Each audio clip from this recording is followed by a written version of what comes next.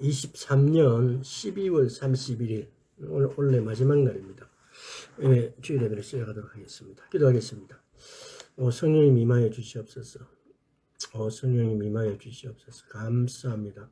아버지 감사합니다. 지난 한 해 동안 또 무사히 한 해를 보냈고 이제 새해를 맞이하게 되었습니다. 아버지, 새해에는 우리 용어가 있듯이 송구영신, 지난해 묵은 해를 보내고 새로운 해를 맞이하게 되었습니다. 이 새해에는 주님 오심이 더 가까운 줄 믿습니다. 이제 주님 오심에 대해서 하나부터 10까지 세심하게 준비할 수 있게 하여 주시옵시고, 또한 주님의 오심을 알릴 수 있도록 주의 은혜 베풀어 주옵소서. 감사드리고 우리 주 예수 그리스도의 이름으로 기도드리옵나이다. 아멘. 오늘은 하나님의 때. 성경에 보면은 하나님의 때에 대해서 하나님께서 언제 오시겠다, 우리가 종말장이라고 할 수 있는 마태복음,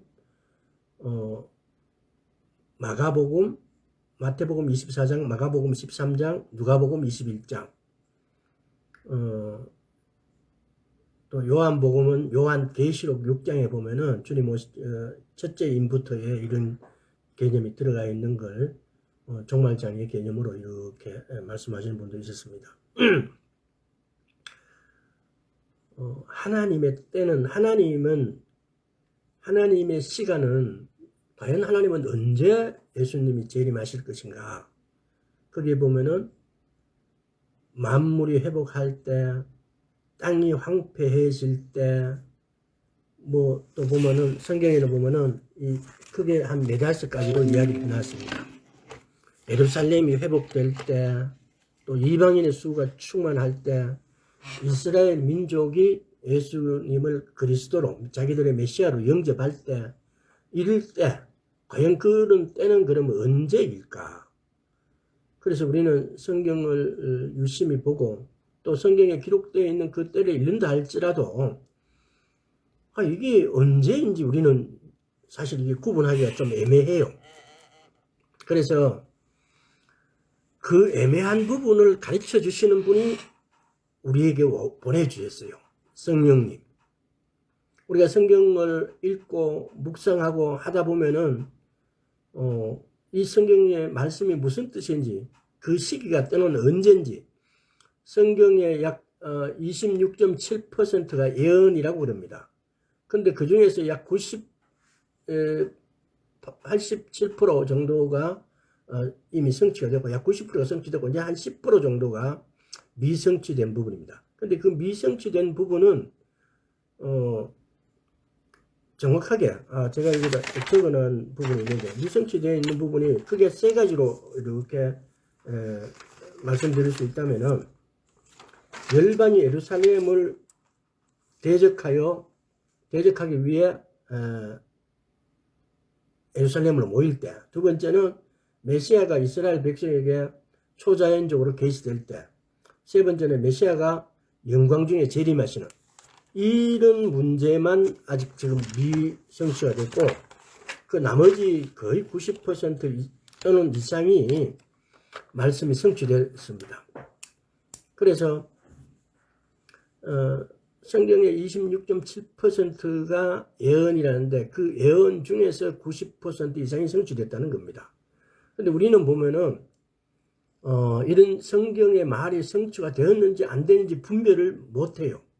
또 이 말이 언제 성취될 것인지, 또는 이 말씀이 뭘 말하고 있는지를 그냥 넘어가요. 잘 몰라서. 어떤 분은 그 분명한 구절을 주면서 이걸 보고도 모르겠느냐는데, 그 각자는, 당사자들은 그게 마음에 와 닿지 않는 겁니다. 문제가 뭐냐 이러면요, 성경 말씀을 묵상하지 않기 때문에. 성경을 열심히 읽고 하나님을 사모하고 하나님을 좋아하고 열심히 교회에 출석하고 하는데, 근데 왜 그 말씀을 놓치냐? 그러니까 그저께도 제가 아는 전도사님이 조금 무리한 데 투자해서 돈을 잃었다고 이렇게 말씀을 하시더라고요. 그래서 제가 하나님 말씀에서 벗어났기 때문에 그 말씀을 묵상하지 않아서 그런 거예요. 그러니까 하나님의 그래서 내가 이런 데 투자해도 되는지 안 되는지, 내가 이 일을 해도 되는지 안 되는지를 성경적으로 그걸 이해를 하지 못하기 때문에 그래요. 근데 그렇게 되는 것은 말씀을 묵상하지 않으면 그 지혜가 우리인데 오지 않아요. 오늘 말씀드릴 하나님의 때를 이렇게 이야기하는데 아마 여러분들 중에 대다수가 하나님의 때 이러고는 여러분들은 이걸 안다라고 이야기할 거예요. 근데 아는데 내가 그 때를 구별할 수 없다는 겁니다. 그 차이를 내가 어느 때 이때 되면 예수님이 재림하신다 그래 안다고요. 근데 그 때가 되는데도 그걸 못 알아차린다는 겁니다. 구별 못 한다는 겁니다. 그래서 여러분 예수님이 오신다는 거 다 알잖아요. 근데 오늘날 가자지구에서 전쟁이 일어나고 있으면은 그럼 저 전쟁은 뭘 의미하고 있고 저 전쟁은 하나님의 예수님이 재림하심하고 얼마나 그 가까이 오게 됐는지에 대해서는 생각을 못 한다는 거죠. 그래서 세상적인 평가를 하게 되어 있습니다. 이스라엘 너는 왜 그렇게 적당히 좀 하지 사람을 그렇게 많이 죽이느냐 전쟁을 하느냐 하나님은 살인하지 말라 그랬는데 그러니까 어느 한 편만 가지고 이야기한다는 겁니다. 그러나 하나님께서는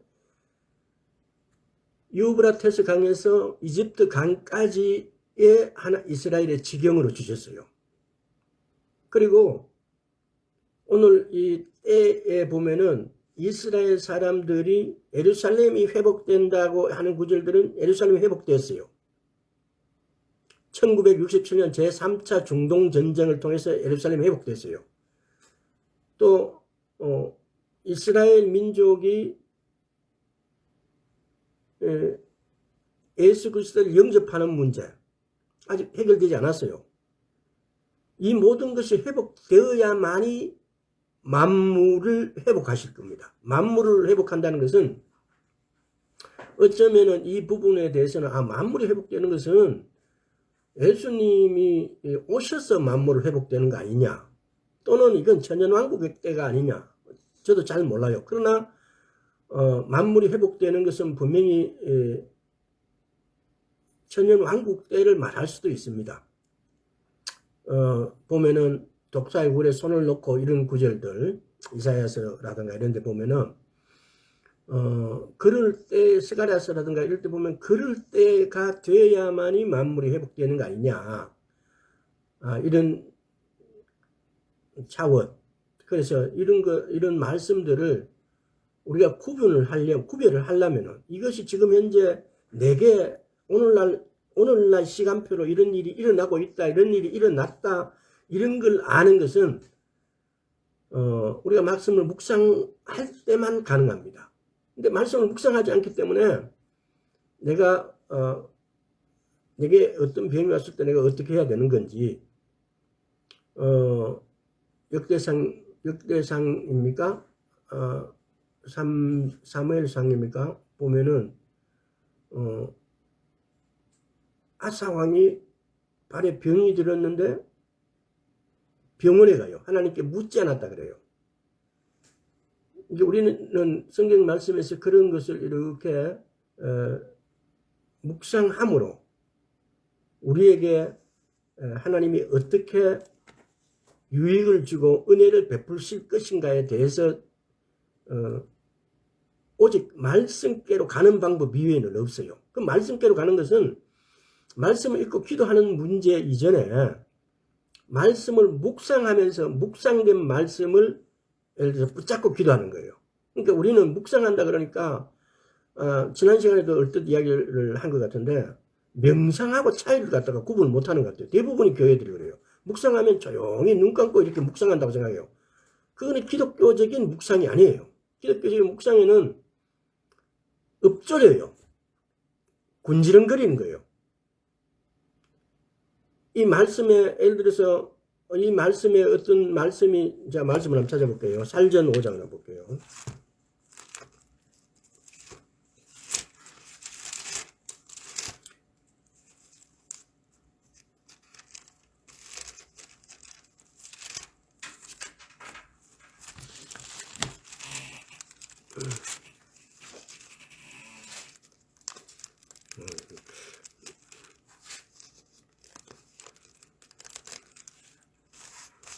사도행전 5장 1절에서 3절. 형제들아 때와 시기에 관하여는 너희에게 쓸 것이 없으면 주의 날이 밤에 도적까지 이룰 줄을 너희 자신이 자세히 알미라. 저희가 평안하다 안전하다 할 그때에 잉태된 여자에게 해산 고통이 이름과 같이 멸망이 호연히 저희에게 이르리니 결단코 피하지 못하리라. 4절 5절 듣겠습니다. 형제들아 너희는 어둠에 있지 아니하니 그날이 도적같이 너희에게 임하지 못하리라. 너희는 다 빛의 아들이요 낮의 아들이라. 우리가 밤이나 어둠에 속하지 아니하나니. 여기서 봐도 이렇게 직접적으로 읽어서 이것이 무슨 뜻인지 직접적으로 알 수 있는 방법이 잘 없어요, 사실은. 그러면 첫째는 뭐냐? 여기에 해당하는 구절들이 다른 성경의 다른 편에는 어떻게 기록됐나를 갖다가 연결시켜 보는 거예요. 상관지어 보는 거예요. 그러니까 우리가 하나님의 비밀을 알아가는 방법은 지금 예를 들어서 주의 날이라 하면 주의 날은 도대체 무슨 날인가? 주의 날이 밤에 도적까지 이룰 줄 아는가? 지금 하나님의 때를 말하는 거예요. 주의 날. 예수님이 언제 재림하실 것인가? 언제에 뭐 할 것인가? 이런 주의 날, 주님이 언제 오실 것인가?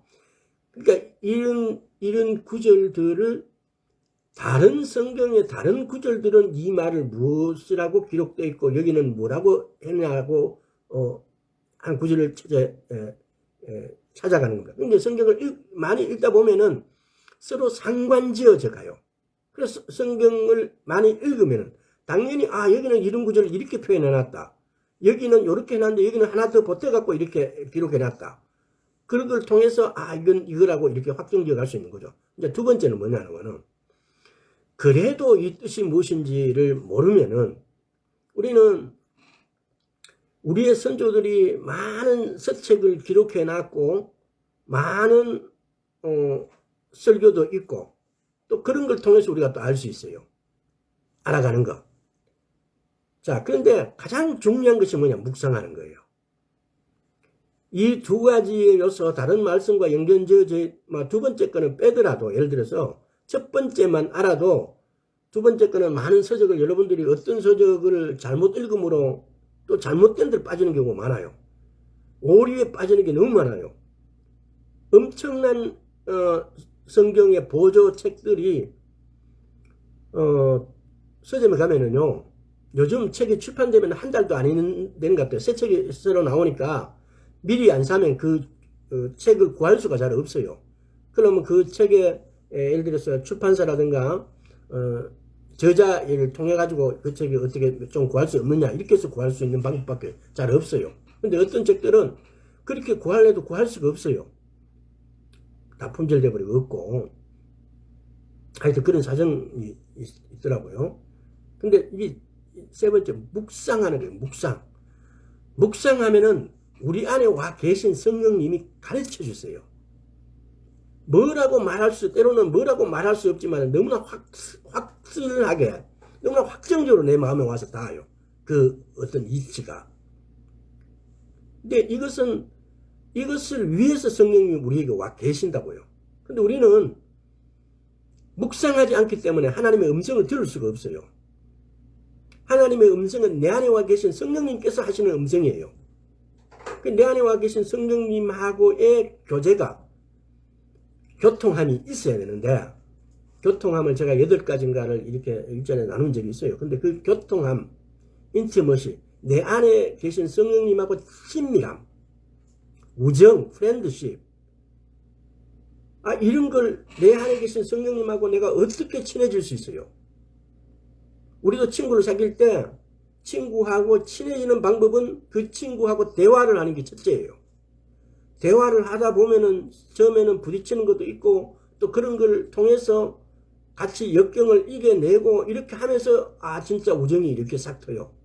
우리 마찬가지예요. 내 안에 계신 성령님하고 나도 성령님하고 친밀하는 방법은 내가 말씀께 가는 거예요. 그래서 성령님께 부지런히 물어봐야 돼요. 이거는 도대체 무슨 뜻이고 이거는 이럴 때는 어떻게 해야 되냐고. 우리가 예수를 믿고 열심히 교회를 다니는데 성령님하고 교제가 없어요. 성령님하고 교제가 없는 신앙생활은 의미가 없어요. 성령님하고 교제 없는 신앙생활을 하다 보니까 금방 유혹에 빠져버려요. 그리고 어떤 일을 결정할 때 이것이 성경적인지 비성경적인지 몰라요. 그래서 결정하고 난 다음에 엄청난 피해를 보는 거예요. 묵상하지 않기 때문에. 그래서 이것이 하나님의 뜻인지 하나님의 뜻이 아닌지를 몰라요. 만약에 내가 조금 전에 말씀드린 전도사님도 그것이 하나님의 뜻이 아니었다면 그렇게 했겠어요? 안 합니다. 그분의 신앙이나 이런 걸 봤을 때. 근데 그것이 하나님의 뜻인지 아닌지를 몰랐던 거예요.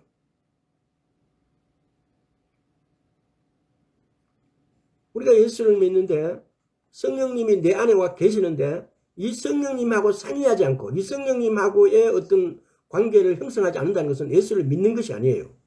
지 마음대로의 법칙에 따라서 하는 거지. 오늘날 보세요. 크리스찬이 비신앙인하고의 차이점이 뭐가 있는지.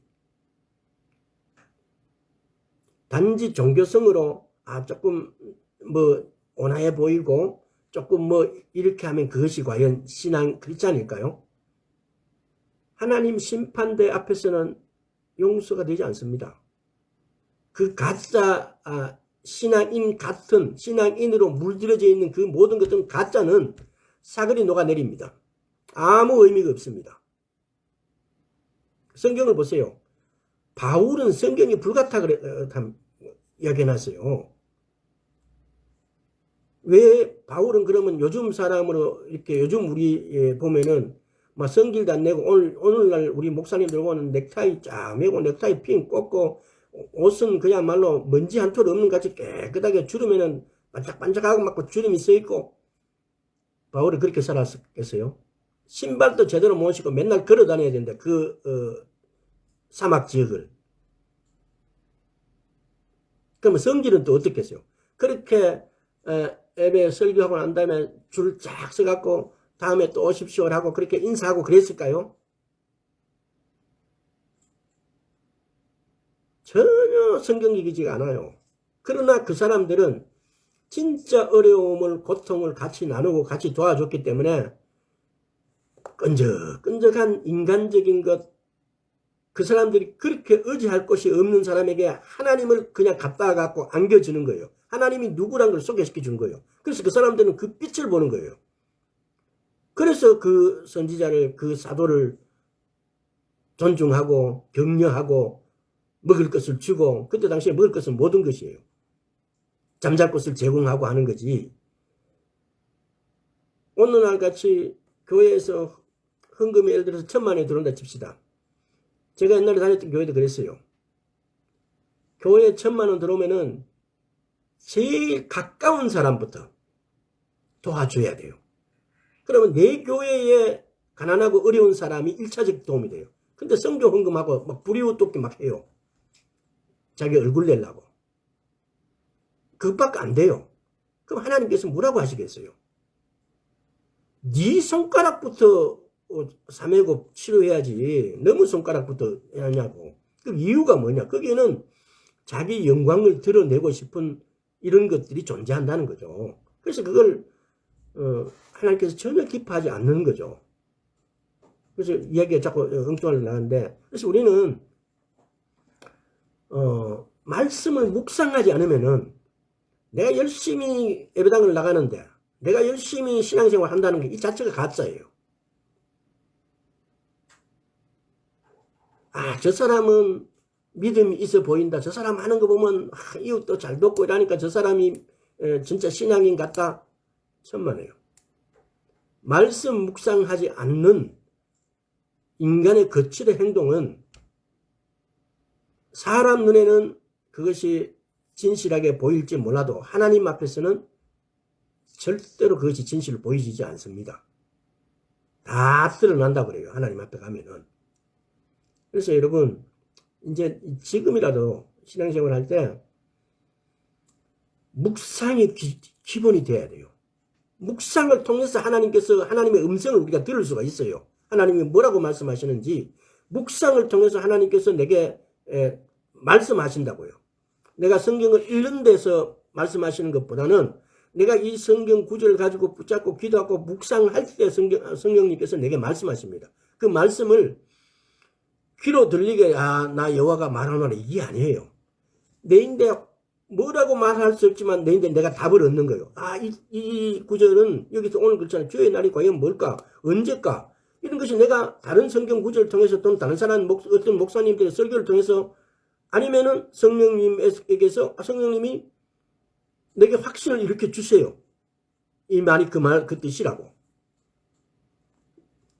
묵상 오늘 본문하고 조금 이렇게 조금 또 멀리 가버렸는데 자 그래서 살전에서 오늘 말씀한 이를 때 주의 날이 도적같이 오는 그때 안전한 할 그때에 그때 과연 이 하나님의 때는 사실은 하나님만 아세요. 누구도 몰라요. 그러나 살전에 보면 우리는 또 그래요. 우리가 또 알 수 있다라고 그래요. 왜? 요 5절에 그랬잖아. 너희는 다 빛의 아들이여 낮의 아들이라 우리가 밤이나 어둠에 속하지 아니하나니. 그러므로 우리는 다른 이들과 같이 사지 말고 오직 깨어 근신할지라. 4절 보세요. 형제들아 너희는 어둠에 있지 아니하며 그날이 도적같이 너에게 임하지 못하리니 하세요. 아주 역설적이에요. 하나님의 때는 오직 하나님만 아신다라고 우리는 알고 있고 또 그렇게 말씀하셨어요. 근데 우리가 어둠에 있지 않기 때문에 그날이 도적같이 우리인데 이르지 못한대요. 그러니까 비밀이란 거죠. 하나님이 비밀이라고 말씀하셨을 때 그 비밀은 하나님만 알고 모든 사람이 모르는 것을 말하지 않아요. 비밀은 너와 나하고 비밀이다 이러면은 너와 나는 아는 거예요. 그 외에 다른 사람이 모르는 게 비밀이에요. 하나님께서 말씀으로 모른다. 이거는 비밀이다라고 하시면은 이 말씀을 읽는 자는 안다는 거예요. 그래서 하나님의 때 마태복음 24장도 한번 보겠습니다. 마태복음 24장 32절 무화과 나무 비유를 배우러 그 가지가 연하여지고 잎사귀를 내면 여름이 가까운 줄을 아나니. 이 나중에 무화과 나무에 대해서 뒤에 가서 다시 한번 설명하겠습니다. 무화과 나무인데 이게 지금 여기 보면은 무화과 나무의 비유를 배우려는데 앞에 보면은 이 무화과 나무라는 것이 이게 히브리어로 보면은 하라는 정관사가 앞에 붙어 있어요. 우리말로 옳게 번역을 하려면은 그 무화과 나무의 비유를 배우라 이렇게 돼야 돼요. 나중에 무화과 나무를 할 때 이걸 다시 한번 설명했습니다. 그러면 그 무화과 나무라는 것은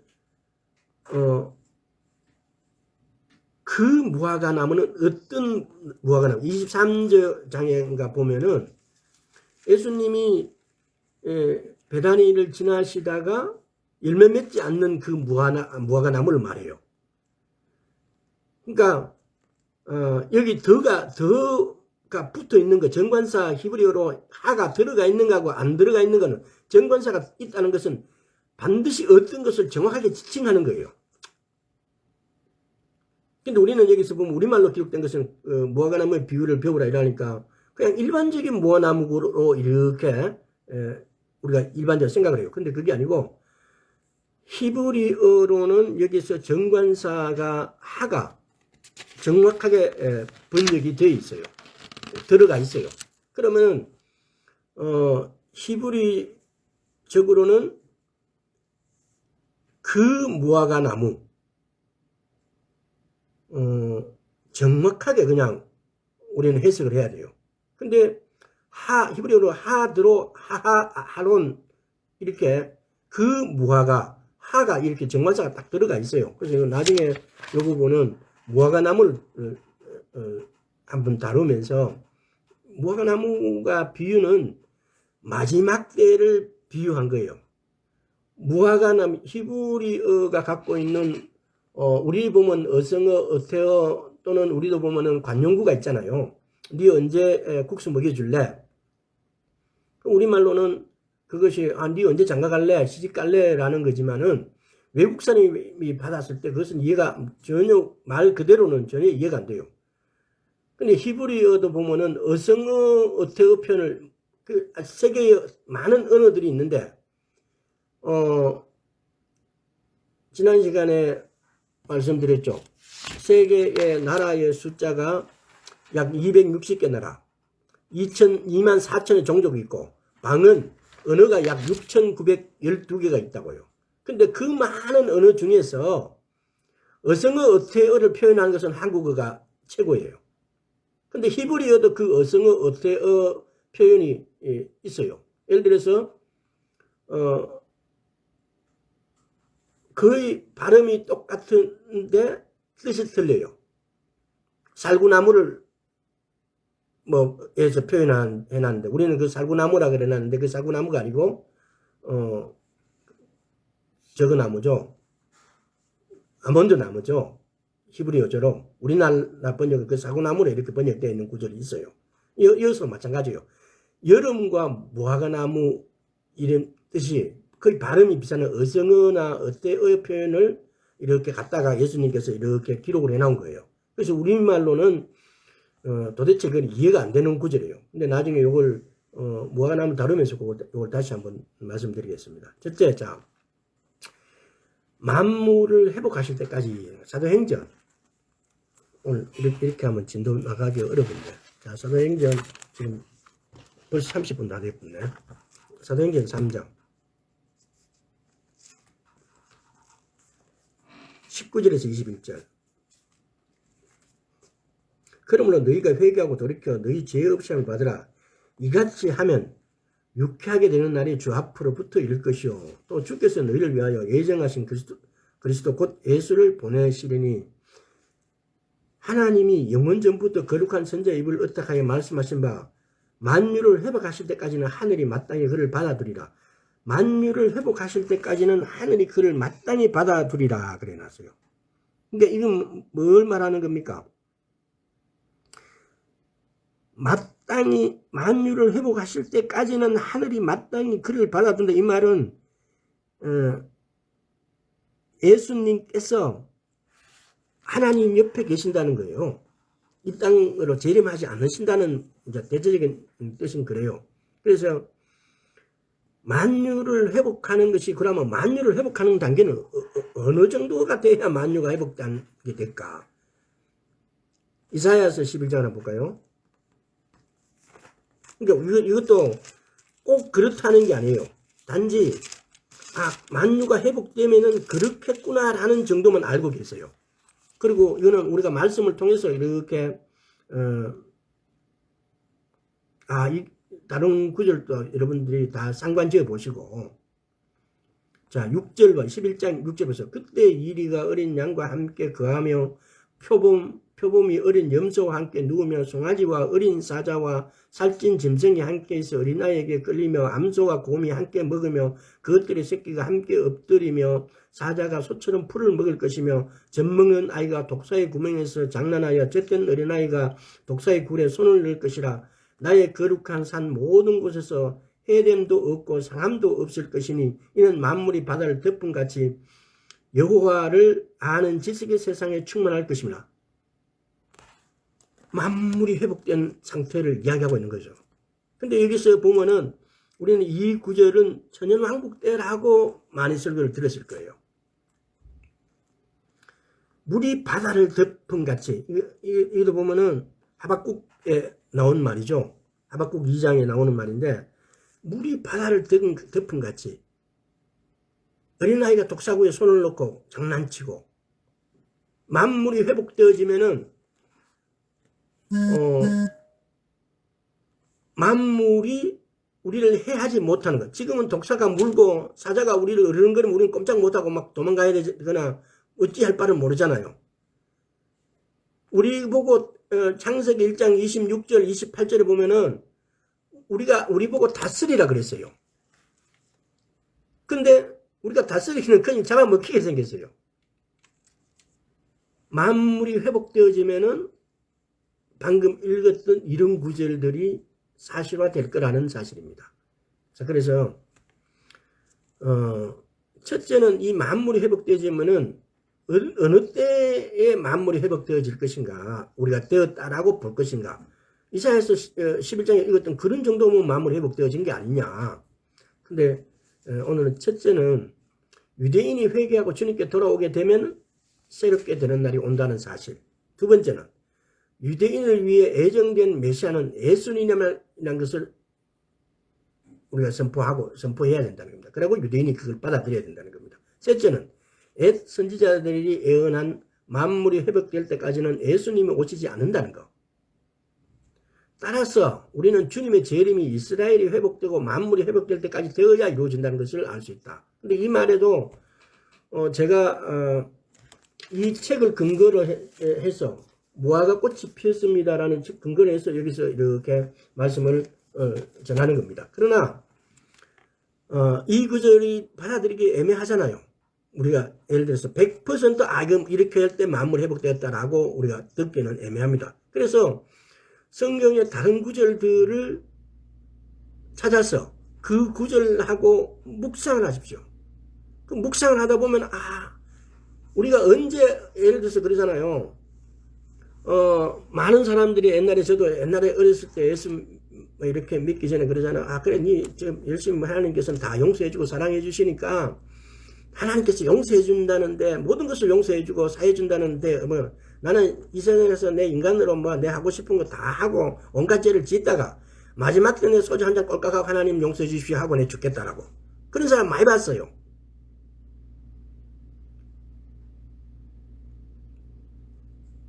만물이 회복되는 것은 언제까? 그때는 예수님께서 하나님의 때, 그때는 어느 때인가? 자, 골로새서 한번 볼까요? 그러니까 제가 여러 구절을 이렇게 내가 알고 있는 구절, 또 그 위에도 성경에 많이 있을 겁니다. 그래서 그런 구절들을 복합적으로 여러분이 읽고 묵상해 보는 거예요. 1장 13절. 그가 우리를 흑암의 권세에서 건져내서 그의 사랑의 아들로 나라로 옮기셨으니. 누가요? 예수 그리스도께서. 우리는 성경을 읽을 때 그가, 누가, 저희, 너희. 서신서에서 저희는 이스라엘인을 말하고 너희는 이방인들. 그러니까 특히 너희는 예수 그리스도를 믿는 이방인, 저희는 예수 그리스도를 믿는 이방인, 그 유대인을 말해요. 또 여기서도 보면 그는 이 그는 주인공이 누군지 여기서는 너무 선명하게 알겠죠. 예수 그리스도께서. 자, 일단 빌립보서 3장 20절에서 21절. 오직 우리의 시민권은 하늘에 있는 자인지라 거기로부터 구원하시는 자 곧 주 예수 그리스도를 기다리노니 그가 만물을 자기에게 복종케 하실 수 있는 자의 역사로 우리의 낮은 몸을 자기 영광의 몸의 형체와 같이 병케 하시리라. 만물이 회복되어지면 우리 몸도 이렇게 예수님처럼 4차원 이상으로 벽을 뚫고 예수님께서 막 나타나셔 버리잖아요. 그렇게 또 그러니까 이런 구절들을 이렇게 같이 겸해서 묵상해 보시라는 겁니다. 고전 15장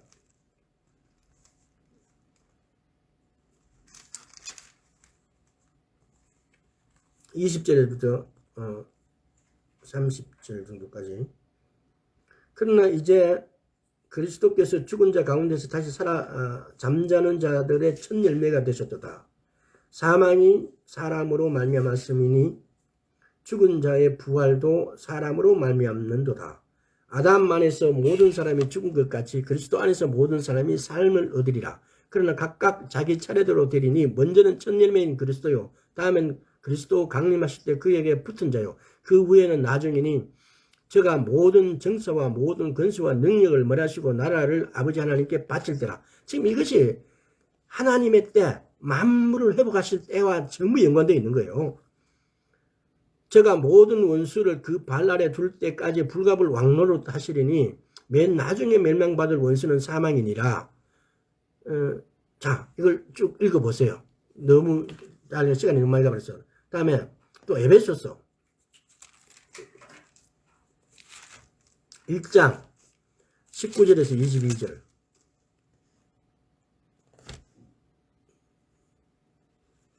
그 힘의 강력으로 역사하심을 따라 믿는 우리에게 베푸신 능력의 지극히 크심이 어떤 것을 너희로 알게 하기를 구하노라. 알게 하시기를 구하노라. 그 능력이 그리스도 안에서 역사하사 죽은 자들 가운데서 다시 살리시고 하늘에서 자기 오른편에 앉히사 모든 정사와 권세와 능력과 주관한 자와 이 세상뿐으로 오는 세상에 일컫는 모든 이름 위에 뛰어나게 하시고 쭉 읽어보세요. 다 연관되어 있는 거예요. 뭐 이게 20절 보세요. 그 능력이 그리스도 안에서 역사하사 죽은 자들 가운데서 다시 살리시고 부활한다는 거예요. 하늘에서 여기 오른편에 앉으사. 이런 일들이 일어나는, 그러니까 만물을 회복하실 때라는 것하고 이런 구절들하고 이렇게 연상을 시켜보시라는 겁니다. 그래서 이사야, 에레미야, 에스겔, 호세아, 미가, 구약 선지자들은 이 모든 사람들의 예언을 살펴보면은 마지막 때에 이스라엘의 회복에다가 초점을 맞추고 있고 이스라엘 사람들이 돌아올 거라는 거. 에스겔서에도 고토로 회복하리라. 고토라는 걸 한번 찾아보세요. 그러면 성경에 고토라는 부분은 지난 시간 우리가까지 쭉 이스라엘에 대해서 이야기하면서 한 달도 넘은 것 같은데 이스라엘에 대해서 이야기한 지가 알리야에 대해 이야기하면서 아프리카에서 유럽에서 러시아에서 심지어 중국의 신임 땅이라는 중국 이사야서 59장의 신임 땅이라는 갈펑에서 그래서 필리핀에서 또 뭐 아프리카 어느 지역에서 이렇게 많은 사람들이 알리야가 되고 있다는 겁니다. 그 다음에 두 번째는 그들이 회개하고 주님께 이스라엘 사람들이 회개하고 주님께 돌아오고 있는가에 대한 문제입니다. 여러분들 이 뉴스에 대해서는 별로 여러분들이 못 들었는데 지난 시간에도 얼뜻 이야기했지만은 사람들이 전도하는 게 한계가 있으니까 이스라엘 사람들은 예수님이 직접 나타나셔갖고 내가 너희들의 메시아다라고 환상에 꿈에 이렇게 말씀하시고 그래서 갑자기 예수를 믿는 사람들이 막 생기기 시작한 거예요. 갑자기 막 몇십 명, 몇백 명이 막 그냥 예수를 믿기 시작한 거예요. 이런 일들이 일어나고 있는데 우리의 뉴스들은 이런 걸 다루지 않기 때문에 우리는 이런 거에 대해서 정보가 완전히 꽉꽉 막혀 있는 거예요. 이런 일이 일어나고 있다는 것은 지금 하나님께서 만물을 회복하고 있다는 거예요. 주님 오시기 위한 준비가 막 이렇게 주님 오시는 일들이 막 진행되고 있는 거예요. 그래서 예루살렘에서 예배가 회복되어지고 예루살렘에서 우상이 사라지고 이스라엘이 충만한 회복이 선포되어질 때 이때 만물을 회복하실 때까지 이때까지가 이 시간대가 하나님의 시간대고 하나님이 오실 때 하나님의 때는 오직 하나님만 아신다 그러는데 하나님은 그 비밀을 우리에게도 이렇게 알아라고 엄청나게 이렇게 소스를 방금 제가 이야기했던 모든 것들이 이 마지막 때고 주님 오시기 위한 모든 것들이라고 우리는 이 정보를 이렇게 알고 있어요. 오늘 말씀드린 거는 아주 그것 중에 일부분이에요. 그러니까 우리는 또 이런 부분이 모르면 이걸 알아가야 돼요. 그러면 주님 오심이 너무나 가깝다는 사실을 우리가 인지하고 때로는 아직까지도 주님 오심에 대해서 믿어지지 않는 사람이 있다면은 날마다 이 관계된 오늘 말씀드린 이런 구절들을 묵상하면서 이제 정말 주님이 성경은 1.1억도 거짓이 없는데 오리가 없고 거짓이 없는데 오리는 있죠. 잘못 번역되어지고 이런 것들이. 근데 거짓이 없는데 그렇다면 이 말씀도 지금 이루어지겠구나. 이거 이루어지고 있구나. 앞으로 이루어질 것이다. 라고 믿을 수가 있다는 겁니다. 에스겔서 36장 한번 보겠습니다. 진도가 24절에서 26절. 내가 너희를 열국 중에 체하여 내고 열국 중에서 모아 데리고 고토에 들어가서 맑은 물로 너희에게 뿌려서 너희로 정결케 하되, 여기서 맑은 물도 사람들이 그냥 깨끗한 샘물을 생각하는데 아니에요. 이스라엘에서 맑은 물들은, 이 구절은 민수기 보면은 민수기 19장 9절에 나와 있어요. 한번 가만 그냥 찾아볼게요. 시간이 가더라도. 민수기 19장 9절 보세요. 그러니까 성경은 성경에서, 성경에 보면은 태초에 이 말이 어느 성경에 기록되어 있는가도 굉장히 중요합니다.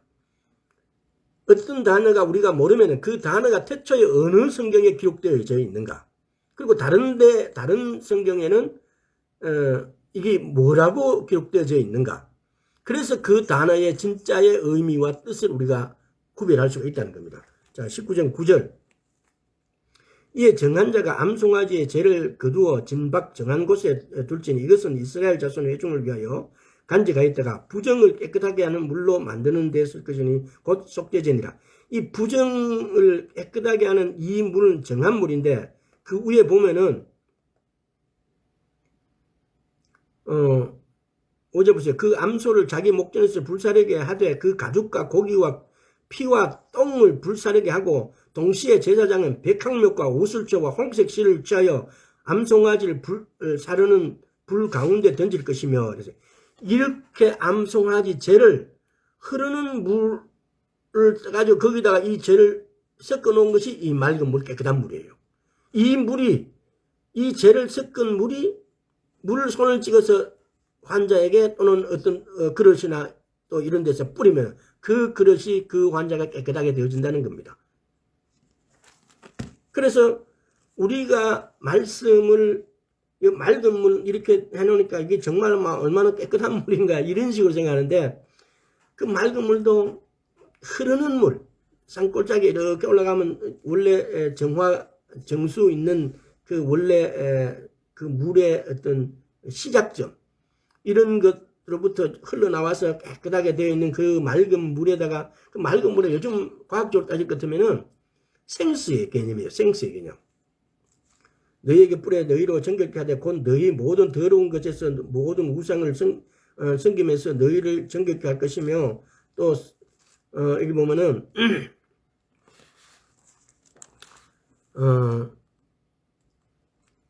새 영을 너희 속에 두고, 그러니까 육적인 것만 맑고 깨끗하게 하는 게 아니고 속도, 새 마음을 너희에게 주되 너희 육신에서 굳은 마음을 제어버리고 부드러운 마음을 줄 것이며, 또 내 신을 너희 속에 두어 너희로 내 윤례를, 내 신을 너희 속에 두되, 우리가 세례를 받음으로써 하나님의 신, 하나님의 영이 우리 안으로 들어오셨어요. 내 윤례를 행하게 하리니 너희가 내 귀를 지켜 행할지니라. 이렇게 이 말씀도 보면 이것은 아마 이게 이루어졌잖아요. 근데 우리가 말씀에서 진짜 뜻은 물리적인 회복이 이루어진 후에는 영적인 회복도 있을 것이라는 것을 이렇게 기록하고 있어요. 이미 에스겔 시대 때에 에스겔이 예수님 오시기 전에 약 600~700년 전의 사람이에요. 그때 예언된 거예요. 그래서 오늘날도 이 일이 우리에게 일어나고 있어요.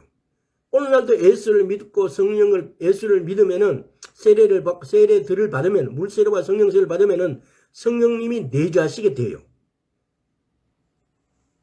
그래서 오늘날에도 이때 에스겔이 이야기했던 것들이 오늘날에도 일어나요. 그래서 이 관계를 우리가 한번 생각해 봐야 돼요. 오늘날 일어났다면 예수님께서 오셔가지고 병을 고쳤듯이 오늘날도 병 치유가 반드시 되어진다는 사실. 그 병이 어떤 병이냐가 중요한 게 아니고요. 그래서 일부의 어떤 목사님부터 시작해갖고 오늘날에는 예수님 있을 때는 그랬지만 오늘날은 그런 거 아니다. 이제 사도가 없어졌으니까 안 된다는 분들이 있어요. 뭔가 성경을 잘못 믿는 거죠. 이렇게 영육 간의 회복이 되면은 만물의 회복이 이어지게 된다. 만물의 회복이 되면은 주님의 재림이 이루어질 것이다. 라는 거죠. 또 미가서 1장 뭐 1장 7절에서 보면은 또 18절에서 20절 또 나중에 찾아보세요. 그럼 이때가 뭐냐? 하나님의 때 중에서 만물을 회복하실 때. 다 찾으려니까 시간이 벌써 살펴보면 되군요. 섹터가 한 4-5개가 넘는데. 자, 두 번째. 땅이 황폐해질 때까지. 오늘은 때까지 언제 회복할 때까지, 만물을 회복하실 때까지, 땅이 황폐해질 때까지, 이 하나님의 때를 지금 이렇게 한 4-5가지를 이렇게 나누고자 하는 겁니다. 땅이 황폐해질 때까지, 이사야서 한번 볼게요. 왜 우리가, 지금 이 과정이, 우리가 이스라엘에 대해서 연구하고 공부하다가 지금 나온 거예요. 이스라엘은 하나님의 시계예요. 하나님의 시간표예요. 이스라엘이 디아스포라 되었다가 알리아 되고 이스라엘이 지금 예루살렘이 회복되었어요.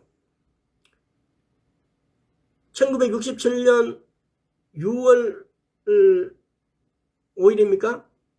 6.1 전쟁이 시작되기 전에는 이스라엘이 회복되지 않았어요. 예루살렘이 회복되지 않았어요. 근데 이스라엘이 1948년 5월 14일에 독립을 했지만은 예루살렘은 회복되지 않았어요. 그러나 1967년 중동 3차 전쟁 때에 예루살렘이 회복됐어요. 그 회복되어진 때, 그러니까 이 말씀이 성취된 것도 있는 거죠, 사실은. 자, 이사야서 6장 10절에서 12절. 이 백성의 마음으로 둔하여 그 귀가 막히고 눈이 감기게 하라. 염려컨대 그들이 눈으로 보고 귀로 듣고 마음으로 깨닫고 다시 돌아와서 고침받을까 하노라. 내가 가로되 주여 어느 때까지니까 대답하시되 성읍들을 황폐하여 거민이 없으며 가옥들에는 사람이 없고 이 토지가 전파하게 되며 사람들이 여호와께 멀리 옮기고서 이 땅 가운데 패한 곳이 많을 때까지니라. 이 땅에 패한 곳이 많을 때까지.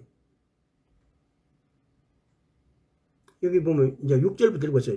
때에 그 스라비 하나가 화재로 단에 취한 바 핀 숫줄을 손에 가지고 내게로 날아와서 그것을 내 입에 대며 가로되 보라 이것이 내 입에 닿았으니 내 악이 자해졌고 내 죄가 사해졌니라 하더라. 내가 또 주의 목소리를 듣는지 이르시되 내가 누구를 보내면 내가 누구를 위하여 갈고 그때 내가 가로되 내가 여기 있나이다 나를 보내셔서. 우리도 이렇게 쓰여졌으면 좋겠죠. 이때 자, 사도행전 볼까요? 사도행전은 이 구절을 다시 또 인용을 해서 사도행전 28장 25절에서 27절. 서로 맞지 아니하여 흩어질 때에 바울이 한 말로 일러가로되 성령이 선지자 이사야와 너희에게 조상들에게 성령이 선지자 이사야로 방금 한 것이 성령께서 이사야인데 말씀하신 말씀이에요. 너희 조상들에게 말씀하신 것이 옳도다. 그러니까 여기서 그러니까 사도행전을 보면은 성령이 이사야에서 말하는데 이게 뭘 보고 말하는지 우리는 몰라요. 그러나 이것이 방금 읽어드렸던 이사야서 6장에서 하신 말씀을 말하는 거예요. 일러스되 이 백성에게 가서 말하기를 너희가 듣기는 들어도 도무지 깨닫지 못하며 보기는 보아도 도무지 알지 못하는도다. 이 백성들의 마음이 완악하여서 그 귀로 둔하게 듣고 그 눈을 감았으니 이는 눈으로 보고 귀로 듣고 마음으로 깨달아 돌아와 나의 고침 받을까 함이라 하였으니. 지금 아까 전에 제가 이사야서 6장 10절과 12절만 읽었는데 그 뒷부분에 보면 그 부분이 나와 있어요. 지금 방금 듣기는 들어도 깨닫지 못하다는 이런 구절들이.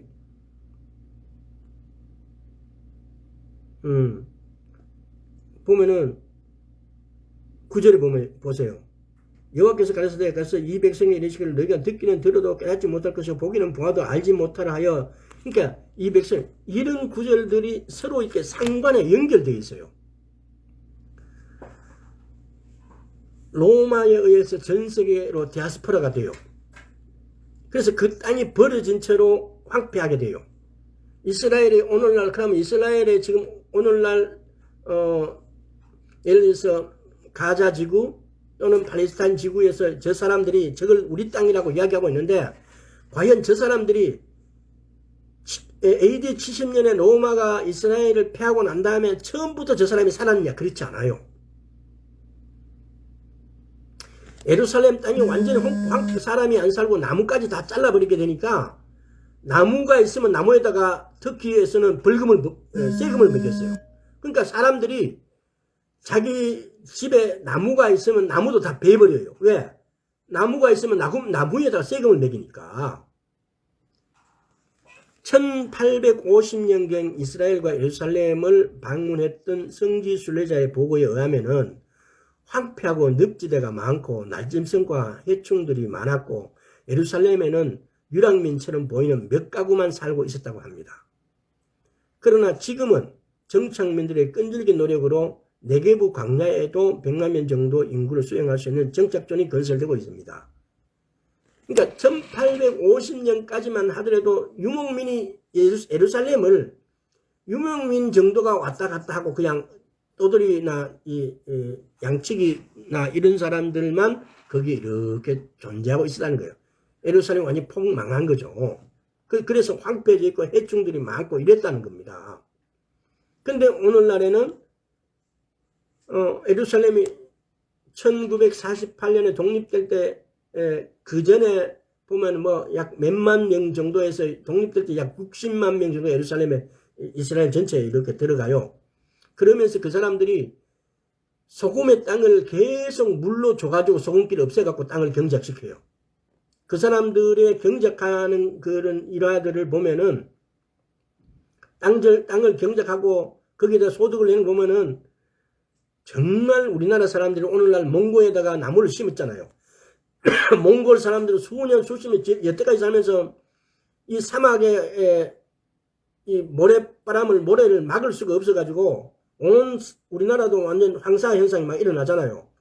근데 우리나라 사람들이 가서 15년 전에 몽골에다가 나무를 심어요. 그래서 그게 야구장 한 50개 정도에 막 이렇게부터 막 시작해갖고 해년마다 몽골에 나무 심으러 가는 그런 사람들이 있어요. 그래서 이제 그 위에 나무가 안 자랄 같은 사막에 나무가 자라요. 포플라 나무 뭐 또 하고 또 무슨 나무가 있더라고요.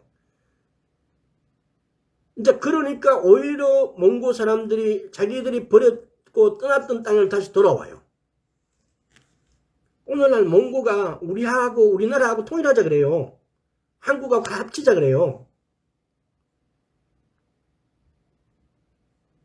그래서 몽고의 광산 같은 거 이런 것도 중국이 안 줘요. 한국이 줘요. 네게브 지역에 100만 명 정도의 정착촌이 건설되고 있다고요. 여기 우리나라 선교사도 가 있어요. 그분인데 왜 가 있냐고 하니까 하나님이 가라고 여기 가서 글로 가라고 해서 왔다라고 했어요. 그 가서 뭐 하느냐고. 여기에 알리야 된 사람들이 몰려오니까 여기다 하여튼 하나님이 준비한 사업을 그렇게 하고 있는 거예요. 수년 전에 그 선지자가 인터뷰하는 걸 제가 하는 걸 이렇게 들은 적이 있어요. 하나님은 이렇게 하나님의 때를 준비하고 있고 모든 것이 지금도 그대로 진행되고 있어요. 근데 우리는 크리스찬이라면서 예수를 믿는다면서 하나님이 하신 일에 대해서 뭐가 어떻게 진행되는지 전혀 몰라요. 예루살렘이 회복되고 하나님이 재림하신다라고 하면은 종말주의냐라고 비웃어요.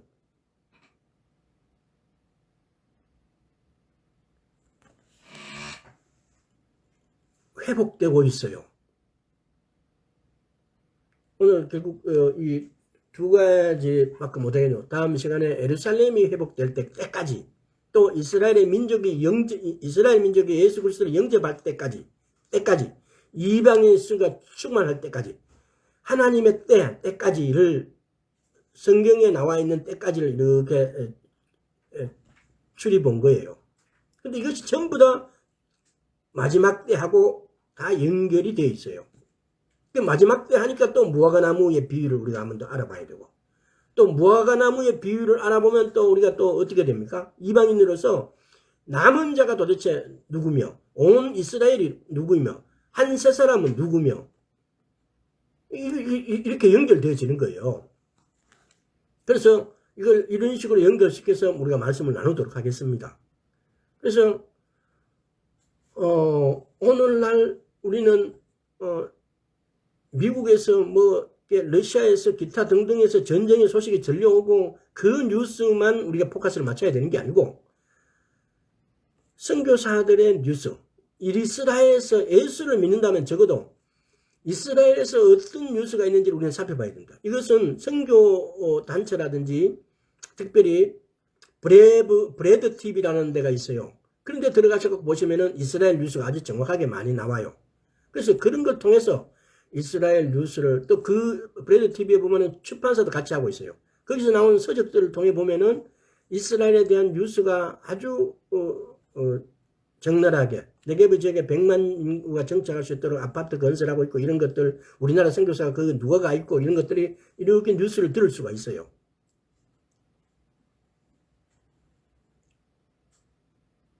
그 브레드 TV의 김종철 감독이 그분도 MBC인가 뭐 SBS인가 PD가 뭐 이렇게 하셨어요. 그분이 한 그 프로그램도 유명한 게 많았더라고요. 근데 어느 순간 이스라엘로 자기도 시간만 있으면 이스라엘 방문하고 1년에 몇십 번씩 막 방문하고 그래요. 그러다가 완전 하나님 지금 브레드 TV라는 걸 통해서 이렇게 사역을 하고 계신 분이에요. 그러니까 그거는 하나님의 부르심이에요. 세계에 여행할 때가 얼마나 많겠어요. 그런데 그 이스라엘 황막한 사막에 가도 반겨주지도 않는다 그래요. 그분 말로는. 엄청나게 까다롭게 공항에부터 출입할 때 엄청나게 까다롭게 출입을 하고 뭐 그런 과정을 수없이 겪으면서도 다음에는 절대로 안 와야지 하면서도 또 가게 되고 또 가게 되고 하나님이 하시지 않으면 그렇게 그런 일이 역사가 일어나지 않아요. 그래서 브레드 TV에 가서 거기서 설교하시는 목사님들의 설교 또 그쪽 연결되어 있는 서적들 참고하셔가지고 이스라엘에 대해서 알아야 돼요. 이스라엘은 하나님의 시간이에요. 시간. 하나님의 시계예요. 약 1878년 동안 나라가 없이 AD 70년 만에 망한 나라가 1948년에 독립됐어요. 1878년 만에 나라가 회복된 거예요. 근데 그것이 성경에 기록되어 있지 않다면 뭐 별 의미가 없어요. 근데 그 성경에 고토로 회복한다고, 고토로 돌아오게 하겠다고, 에스겔서 보세요.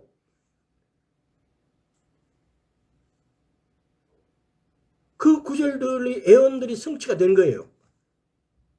또 에스겔서 37장에도 막대기 2개를 네 손에서 합치라 그래요. 그 막대기 2개가 합쳐지고 있는 과정이에요, 지금. 그래서 예수를 전혀 인정하지 않던 그들에게 예수님께서 직접 나타나셔가지고 내가 너희들의 메시아라고 전하기도 하시고 또 교회의 설립을 무조건 반대하고 교회하면 막 폭탄을 던지고 이런 일들이 막 있었어요. 예수를 믿는다 그러면은 가전집에 도시락에다가 폭탄을 넣어가지고 선물처럼 해갖고 그 폭탄을 주면 그 뜨는 순간 폭발해갖고 그래서 그 어린 아이가 그분들 그 다친 경우도 막 사실로 와요. 사실 그것도 있어요. 보면은 그 이름은 기억을 못하겠는데 이런 일들이 그대로 적나라하게 일어나고 있는데도 오늘날 교회는 그 소식에 깜깜해요. 왜? 그거하고 교회하고 아무 상관이 없는 것처럼. 그래서 일례로 지옥 가면 목사님들이 많다 하는 것은 성경대로 전하지 않기 때문에 성경이 말하는 성경의 해석을 자기 임의로 해석하기 때문에 묵상하고 내 안에 계신 성령님이 말씀하신 것 일반적인 모든 구절들은 말씀이 말씀해 주세요. 그래서 특별히 모르는 것은 내 안에 성령님께 묻는 것이 그렇지 않아 할 일이다 이 말입니다. 오늘 여기까지 하겠습니다. 아버지 하나님 감사합니다. 우리가 묵상할 수 있도록 주여 은혜 베풀어 주시옵시고 우리가 묵상할 때 주님께서는 지혜로 지식을 다 가르쳐 주셔서 알게 하여 주옵소서. 오늘 이스라엘에서 일어나고 있는 일들이 주님 모심과 어떤 관계가 있는지도 우리로 알게 하셔서 주님을 예비하고 준비할 수 있도록 우리에게 은혜를 베풀어 주옵소서. 감사드렸고 우리 주 예수 그리스도 이름으로 기도드리옵나이다. 아멘.